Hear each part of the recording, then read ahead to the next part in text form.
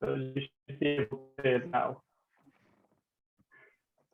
Thank you very much for the invitation.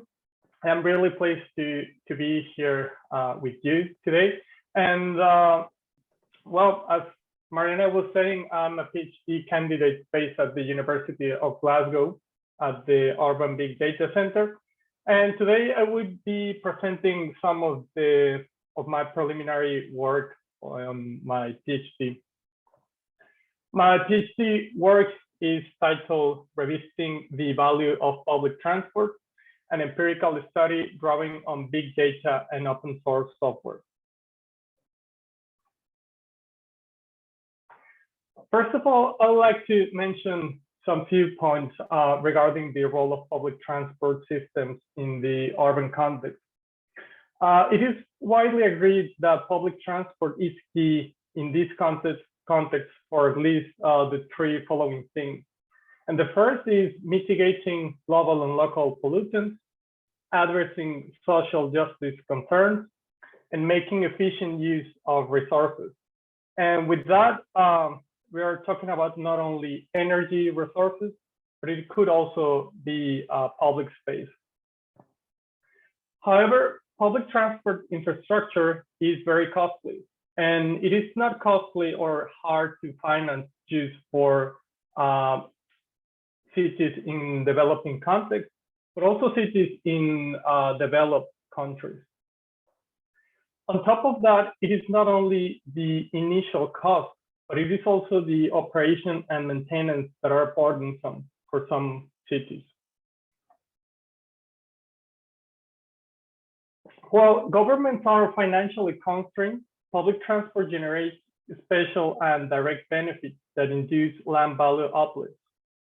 Just to mention a few examples on this idea, it was found that 8 public transport projects in London are expected to generate increments in the value of land, which are equivalent to 2.4 times the capital cost.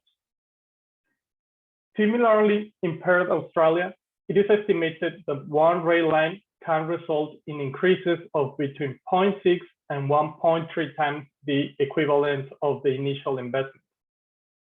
In a very different context, in Shanghai, China, it was found that about half of the economic benefits produced by the metro system were capitalized in real estate.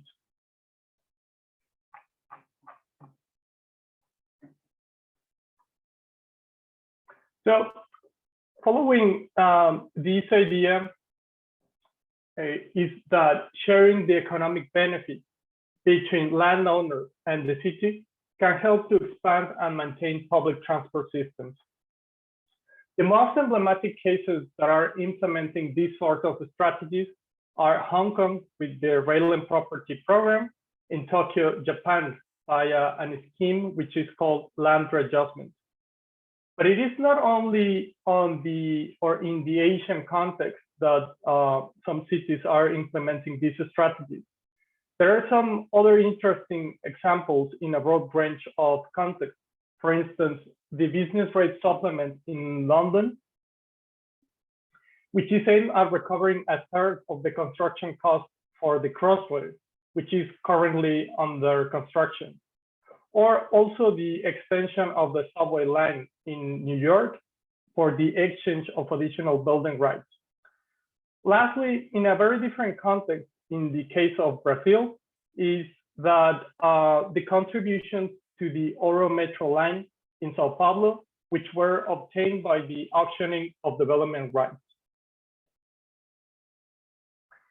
All these previous examples work under the land value capture umbrella, and they follow the same broad notion, and that is sharing the economic benefits capitalized in land that results from public actions.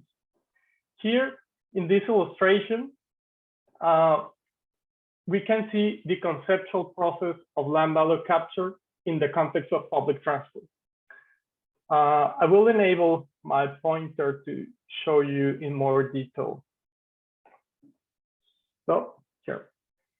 First, under this conceptual cycle, we have an investment in a new rail project, and this investment produces an accessibility change, which is usually a positive accessibility change. Later, the increased accessibility induces land value uplifts. And then these accessibility, these uplifts are retained just a portion of it. Lastly, this portion, which is able to be retained by the public transport agency or by the government, is reinvested to continue expanding the public transport network. Much of the literature is focused on how to retain this part of the value uplift. And they are also focused on some of the implications in terms of policy. However, my research is focusing on the previous two steps, which is measuring that accessibility change and the relationship with the changes in residential land value in particular. Derived from the previous, my main objective is to identify the extent of the potential land value capture for financing public transport, drawing on big data and open source software in the case of Greater Mexico City. So drawing on that objective, I'm proposing two research questions. I will not go into the very details of these research questions, but I would like to mention that the first one focuses exactly on measuring the accessibility in the region from an exploratory approach. And the second one is concerned with the relationship between accessibility and residential land value.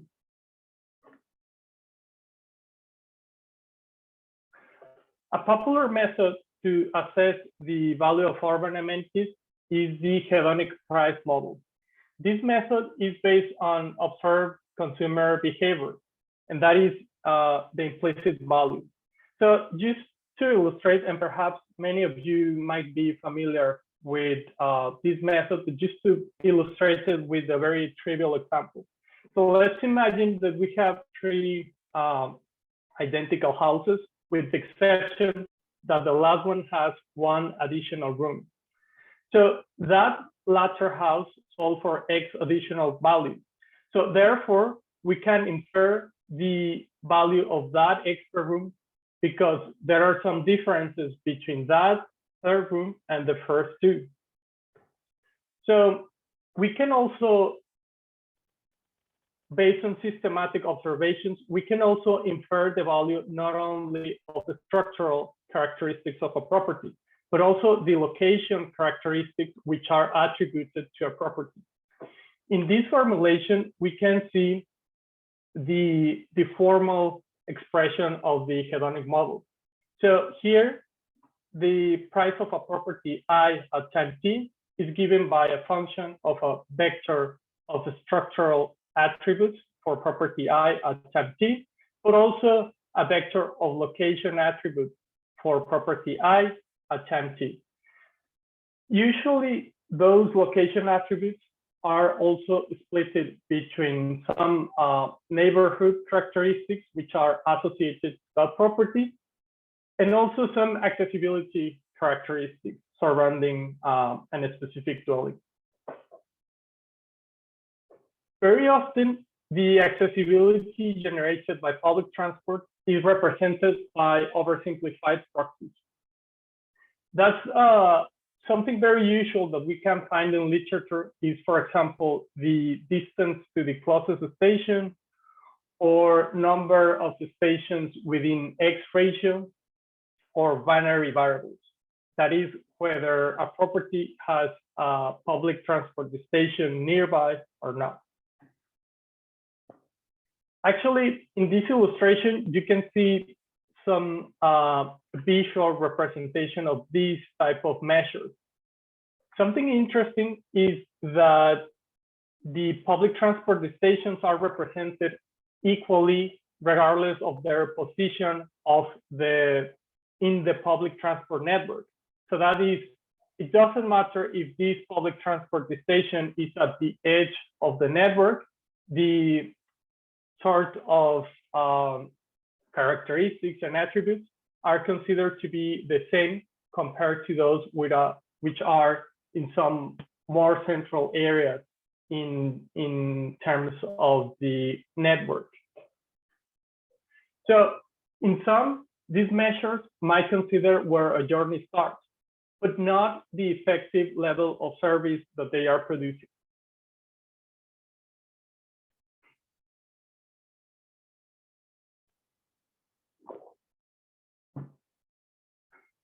Place-based accessibility measures represent a more realistic approach to account for accessibility. Here, in this formula, we have the most generic notation for accessibility. Essentially, accessibility in this form consists of three essential ingredients. First, we have an origin, so that's the place where we want to estimate accessibility for, and that's denoted by subindex I for type of opportunities K. And that is given by the sum of some function of opportunities at destinations J, and those opportunities are affected by a function of the distance, which is usually represented by the travel time between origin I and destination J. So that third part of the formula represents the spatial link between the origins and destinations. Also, this third part of the equation is also referred to as impedance. One of the simplest measures of this type is verbally expressed as the total number of jobs that can be reached within 60 minutes by public transport. And that's formally known as the cumulative accessibility measure. But that's just a form or an example of this type of place accessibility measures. If we look in more detail to that last part of the formula for accessibility, and that's the impedance, that function can be represented by several forms. I was talking a minute ago about the cumulative rectangular function. And if we look at the visual representation of that function, well, here's first on the horizontal axis, we have the travel time from the origin to the destination. And on the vertical axis, we have the impedance weight. So the cumulative rectangular is basically a binary weight. If an opportunity is within a threshold, in this case, it's set at 40 minutes, then it is assumed that that opportunity is considered by the residents at the origin. Otherwise, if that opportunity is beyond the threshold, therefore that opportunity is just ignored for that formulation. But there are some other different ways to represent the impedance in accessibility measures. So, for example, we have the negative exponential. So this is a curve that gradually diminishes as the distance between the origin and the location of destination increases. So in this formulation, we are also considering opportunities which are beyond the threshold if we think about cumulative rectangular opportunities, but they are discounted as the distance increases with respect of destination. There is also a third very popular impedance measure, which is the inverse power. And that is quite similar to the negative exponential, but with the difference that this function decays at a faster rate, or this function discounts the attractiveness of opportunities at a faster rate as the travel time increases. Also, this type of impedance measure, they include some certain parameters. For example, they are usually expressed with beta, and they represent the speed at which this curve decays with respect of distance from the origin to the destination. So in sum, accessibility measures offer some advantages, but also some challenges. Regarding the advantages is that these type of measures, they consider the public network as a whole. So that's it, what connects to what, and some topological characteristics of the public transport network. Also, these measures consider the land use, and that is where the destinations or opportunities are located in space. Lastly, they can also consider people's preferences. In one of the examples that I mentioned before, I said that people were keen on considering opportunities that were within 60 minutes. But of course, we can adjust that parameter according to the local context or to some observed behavior of residents. But these type of measures also represent some challenges. And the first one is that they are data hungry. So this means if we recall from the accessibility formulation, if we want to estimate accessibility for one location, we need to know the distance or the travel time between that origin and all potential destinations in a region. So for example, if we want to estimate accessibility for a region which contains 1,000 zones, then we will have to estimate about 1 million origin destination roads. And that those roads give origin or results in an all-to-all travel time matrix. Until relatively recent time, you could compute those type of travel time matrices in commercial software. So that's it, for example, Transcat, M5, or ArcGIS.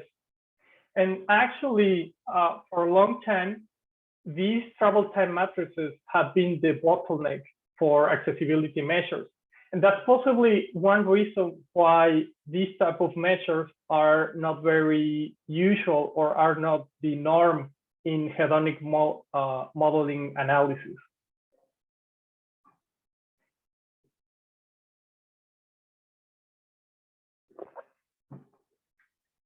So this is where open source software and big data comes into play. Luckily, there are some valuable resources available at present time. These are based on collaborative projects that are open source. This means that that everyone is free to use, scrutinize, or collaborate with. The key resources for modeling public transport networks are OpenStreetMap, OpenTrip and public transport timetables in universal format. Or these are also called GTFS, which stands for General Transit Feed Specifications. By now, I will not go into the details of each of these resources, but if you're interested, we can come back the Q&A session to discuss more details about this. But I would like just to mention that the OpenTrip Planner is the routing algorithm which is used to estimate these origin destination roads. So the combination of these three resources results in the computation of very detailed roads. So we can consider, for example, the exact time of departure of these roads. We can also consider the number of transfers in a road, or we can also consider the variability of the public transport services.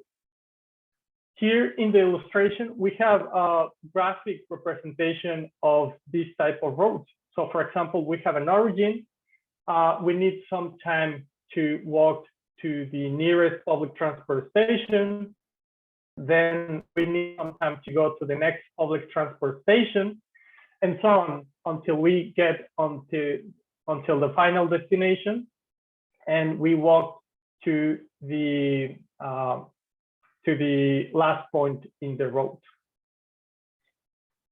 Since these type of resources are run locally, we can also estimate multiple scenarios. So that's it. We can estimate how the things were in the past or how the things may look in the future, or we can also evaluate some proposed scenarios in the public transport network. And that's possible because we can, for example, modify the road network, which comes from OpenStreetMap, or we can also modify the public transport timetables. And then we can estimate how things might look in an alternative scenario. So moving into the research questions. Regarding the research question 1, first, I identify different temporal stages of what I call the main public transport network in Greater Mexico City. This network, and that's the focus of my empirical study, consists of rapid and semi-rapid transit modes. So namely, this is the metro system, the BRT system, and one light rail transit, and the commuter rail line. Just to give you an idea of the magnitude of the network in Mexico City, I'll tell you some general details of each of these subsystems. So the metro consists of 12 lines, and these 12 lines add up to about 220 kilometers in Mexico City. And regarding the bus rapid transit network, there are 2 agencies which operate in Mexico City, and those 2 agencies add up to 10 lines, which sum about 300 kilometers. Also, there is only one light rail transit line and only one suburban or commuter rail line. Here in these maps, we can see the different stages of the network, because accessibility is also changing across the time, and accessibility can change for various reasons. So one of these could be because the location of opportunities change, but it could also change because there are some modifications in the network. So this is how I identified these temporal stages of the network. So for example, here in stage 1, we have the network as it was before 2010. And then there was a modification in the network because there was a BRT extension, and that happened between 2010 and 2012. So that's determined as stage number 2, and so on. So I identified each of these temporal stages based on physical modifications of the network.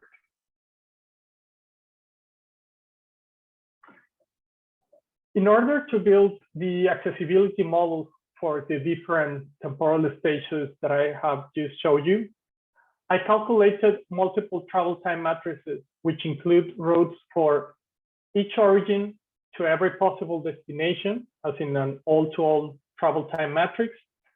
I also estimated 7 temporal scenarios, the ones that I just showed you, for 8 times of departures, and that's to account for the variability of the public transport service at different times of the day, for 5 zoning schemes, and that's to account for the spatial aggregation of accessibility. That's usually explored under the name of the modifiable aerial unit problem, and that's something I am currently exploring in a 3rd research question for my PhD, but unfortunately, due to the time constraints, I will not talk much about this. Based on those different travel time matrices, I ended up estimating 1.3 billion origin destination roads by public transport, plus another 200 million by car, because car or accessibility by car was used as a sort of control variable in the models. A very nice feature of it is that I could estimate that amount of information all for free, because I am using open access data and open source software. If you think about some commercial services, for example, the ones provided by Google, they could provide similar estimates, with the difference that they charge for each of these origin destination roads. So in my case, it would have been very expensive, and certainly my PhD allowance wouldn't be able to cover that amount of money. Another disadvantage with this type of commercial services is that they don't allow to create alternative scenarios. So that means that you cannot estimate how things were in the past or how some contrafactual analysis might look.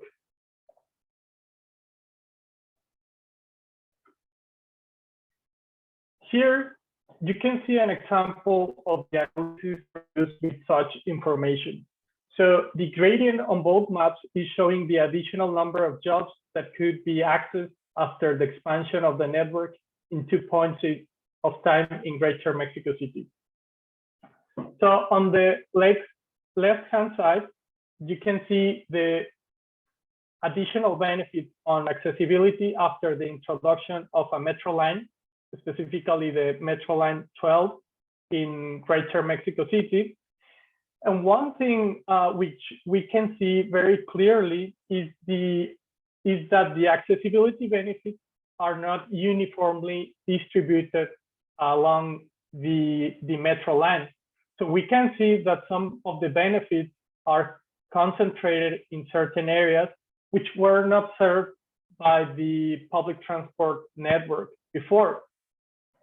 Also, in this case, we can notice another pattern, which is that as the residents move further away from the CBD, the accessibility benefits are perceived at a lower magnitude compared to other locations which are relatively nearer to or closer to the CBD. On the right-hand side, we can see another example on how the accessibility changed after the introduction of a BRT line. In this case, we can see a different pattern. Well, the first thing that we can see is that the accessibility benefits, again, are heterogeneous in space. So that means that they are not uniform along the BRT line. In this case, we see that the accessibility benefits are concentrated at the extremes of the line. And that's because of one reason. This area in the central part of the extension of the line contains a high density of employment. So what this line is doing is basically connecting those areas in the city to this central area of the Mexico City.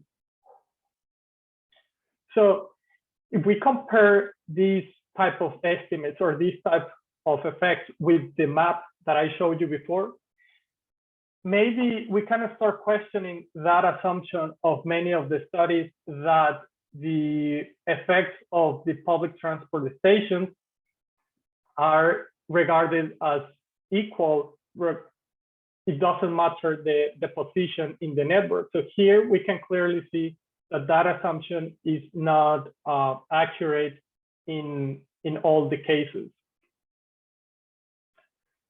So moving into the next research question, which is the research question number 2, I employed the hedonic price modeling method and analyzed about 800,000 mortgage records for a period of 10 years. So to talk a little bit about the research strategy, first, I identified the inadequate accessibility measure and the respective parameters. And then in a second step, I estimated the hedonic function considering the spatial structure of observations. And at a later stage, I made an illustration of the potential of land value capture according to the introduction of a new BRT line. Regarding the first point of identifying an adequate accessibility measure, I tested the performance of two accessibility measures. So these are two sort of alternative accessibility measures. Both of them are using a negative exponential impedance function, but the difference is that the first one assumes that all types of residents are interested in all types of employment opportunities. So this type of measure disregards the characteristics of residents and the characteristics of employment. Meanwhile, the second measure considers only matching employment opportunities according to the education characteristics of residents and salaries paid at potential destinations. So that was operationalized based on the quantile of the education level on the side of the resident and the quantile of the salaries paid on the side of employment. So if the quantile of the resident and the employment matches, then we consider those employment opportunities. Otherwise, opportunities are disregarded. So those two measures are on two extremes. One, which is very flexible and assumes that everyone is interested in all types of jobs, and the other one, which is a bit more restricted. Also, these accessibility measures include different parameters. The first one is gamma, which is directly affecting the attractiveness of employment opportunities. And the other two are beta and mu, which are somehow affecting the function of distance or impedance in the accessibility measures. The first, beta, I already mentioned the function or the utility in the impedance measure, and that accounts for the rate at which opportunities are discounted by distance. And mu is intending to capture some of the benefits of living and working within the same zone. The sample that I used for this analysis comes from administrative mortgage records, which are collected by the Federal Mortgage Society in Mexico. And this data is the same which is used to construct the National Housing Price Index in Mexico. So as I mentioned it before, the size of the sample is around 800,000 observations, and that covers the period between 2010 and 2019. So just to mention a few points about the modeling framework that I employed, I used two regression frameworks. The first one is a nonlinear model, and the second one is a spatial multi-level model. The first one, the nonlinear model, was used to calibrate the parameters of the accessibility measures based on the observation, which is capturing the value of the properties. So basically what I did here is that here I am using the usual hedonic model where I am including all the characteristics of a property. And then I am plugging in the accessibility measures that I explained a minute ago. So based on this, we can estimate optimal parameters for the accessibility measure. So once I obtain those parameters, optimal accessibility parameters for the accessibility measure, I use a spatial multi-level model within the framework of the Besag-York-Mollier model. So I'll explain a bit more of that in a minute. So the reason why we need an alternative regression framework in addition to the nonlinear model is because the nonlinear model assumes that observations are independent. And that often is not the case with residential values or property values. The reason for this is because the value of one property can affect the value or the price of properties which are adjacent to these properties, or that is the neighboring properties which are surrounding a dwelling. So that is violating one of the assumptions of this type of regression frameworks. So therefore, what we did here in the multi-level model is that individual observations or properties are nested at a higher level, which is the postcode level. And that's the higher level in this type of model. So here, in the multi-level model, we have the structural characteristic of a property, we have neighborhood characteristics of the property, we have the accessibility characteristics which are associated to one property, and we also have some control variables. So for example, the year or the state where the property is located. Here we have a random effect which is affecting the observations at the higher level, so that's the postcode. That random effect consists of an unstructured random effect, which is intending to capture just random noise, and a spatially structured random effect, which is given by an intrinsic conditional autoregressive model. And to quickly move on to the results, in this figure, you can see a summary of the key results that we obtained. Here, we are showing the coefficients for accessibility while controlling for structural and locational characteristics. On the horizontal axis, we have the different stages, temporal stages that we define for the property network. So that is stage 2 before 2010, stage 2 between 2010 and 2012, and so on. On the vertical axis, we have the public transport coefficients and the associated credible intervals. The first thing that we observed from the graph is that all the estimated coefficients are positive. So that is regardless of the accessibility measure that I employed, whether it considers all type of employment or it is restricted to matching opportunities, the estimates are all positive.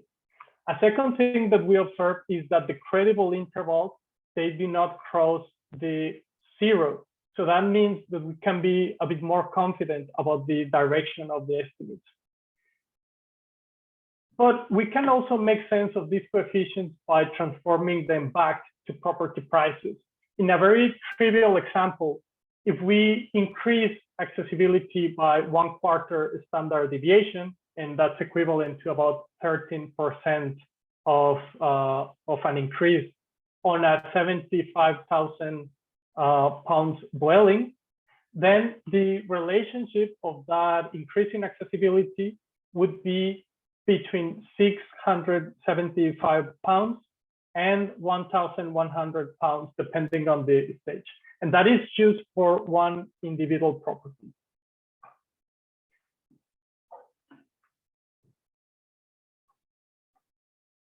So we can go further and consider the total benefits associated to changes in accessibility, because I mean, if we consider the individual value of a property, we still do not make sense of what's the magnitude of that change in the value of a property. So therefore, I estimated two scenarios. One, which I call a full scenario, and that considers all the properties that are affected by the introduction of a new BERT line. And the second one, which is a partial scenario, which considers only the top 15 benefited postcodes. In sum, in the full scenario, I found out that that change in accessibility would be associated to an aggregated willingness to pay, which adds up to 157 million pounds. And that's equivalent to 1.5 times the capital cost of the line number 7, or the BRT line that we are evaluating here. But even if we consider a partial scenario where we are accounting only for the top 15 benefited postcodes, these change in value represents 69 million pounds. And that's equivalent to 0.7 times the initial cost of this BRT line. So finally, getting into the conclusions, I argue that big data and open source software are allowing us to readdress all questions and ideas. Actually, land value capture and property evaluation is nothing new. It's a kind of an old question. However, we can examine or evaluate the things from a different perspective. And that's related to the next point. In my empirical analysis, I found consistent results according to theory. So the higher the accessibility, the higher the value of land. Although that might sound very trivial finding, these might contest previous neutral results in the region. So to talk about some examples, there are some few empirical studies in the region. However, 2 out of 3 found that there was no relationship between the public transport infrastructure and the value of land. So therefore, it could be argued that it is because of the oversimplification of how these studies were measuring accessibility to public transport. Also, these resources are shown to be useful and relevant tools and are now available to quantitative researchers and policy analysts. So in the past, they were available just for some experts that were using some specialized software. But now some social scientists, researchers can make use of these resources. Overall, I think that these results are encouraging and can inform land value capture strategies and can help in the financing of the very much needed public transport infrastructure. And this is me by now. Thank you very much for your attention, and I am happy to take questions and comments if we have some time left.